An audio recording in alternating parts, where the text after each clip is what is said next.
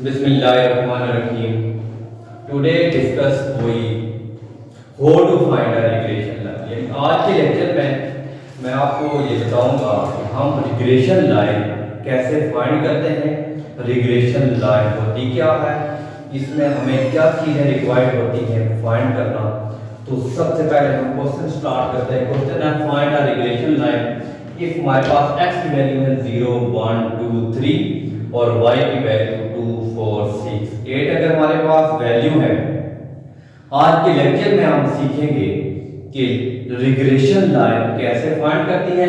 तो सबसे पहले आपने x का कॉलम बनाना है 0 1 2 3 y 2 4 6 8। ये मैंने x और y की वैल्यू ली है क्योंकि इनके लिए हमें चाहिए था x स्क्वायर भी चाहिए था और साथ हमें चाहिए होगा y स्क्वायर। तो सबसे पहले आपने x और y x और y को मल्टीप्लाई करना है। 0 को 2 से मल्टीप्लाई करें 0, 1 को 4 से मल्टीप्लाई करें 4, 2 को 6 से मल्टीप्लाई करें 12, 3 को 8 से मल्टीप्लाई करें 24 आ गया। अब उसके बाद मैंने लेना है किसका, x का स्क्वायर, 0 का स्क्वायर 0, 1 का स्क्वायर 1, 2 का स्क्वायर 4, 3 का स्क्वायर 9। नेक्स्ट जो स्टेप होगा उस स्टेप में मैंने y का स्क्वायर लेना, यानी y की जो है 2 का स्क्वायर 4, 4 का स्क्वायर 16, 6 का स्क्वायर 36, 8 का स्क्वायर 64। ये मैंने लिया क्या, ये टेबल मैंने कंप्लीट किया। अब क्योंकि हमें इसके समीशन चाहिए, समीशन x y चाहिए, समीशन x चाहिए, समीशन y चाहिए और समीशन इनके x के y स्क्वायर का समीशन चाहिए। मैं यूज करूंगा कैलकुलेटर। सबसे पहले समीशन x को मैं ऐड करूंगा,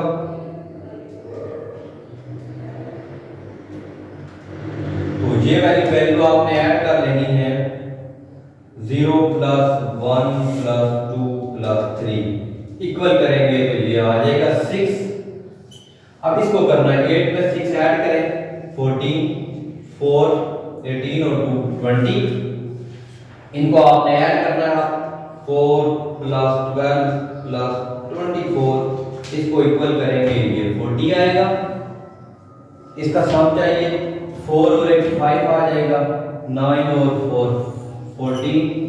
इसका सम चाहिए, आप लिखे 4 प्लस 16 प्लस 36 प्लस 64, तो ये आ जाएगा 120 आ जाएगा।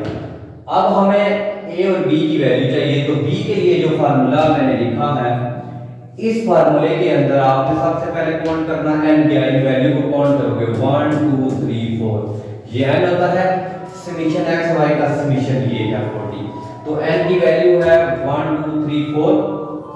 आप समीशन x y की जगह उसका समीशन लिखेंगे 40 माइनस समीशन x की जगह उसका समीशन 6, समीशन y की जगह उसका समीशन 20 लिखेगा।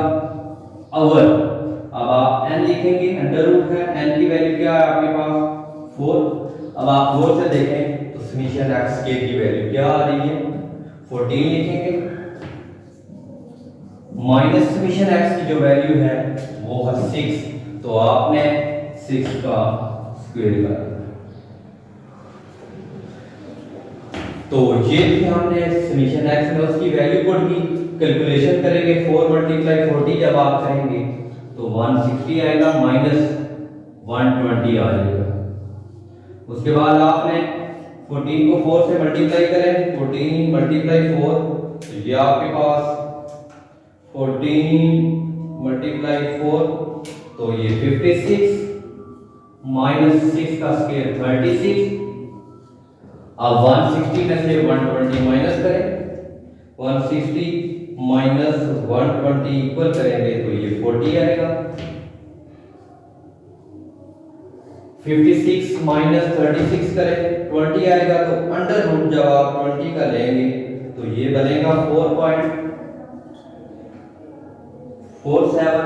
तो इसको आप डिवाइड करेंगे तो ये आपके पास 40 डिवाइडेड बाय 4.47 करेंगे तो ये 8.9 आ जाएगा, ये v की वैल्यू। सेम मेथड यूज करते हुए अब आपने a की वैल्यू फाइंड करनी है। इसी तरह इसमें n की वैल्यू आपके पास 4, ये तो ऊपर वाला सारा सेम आएगा।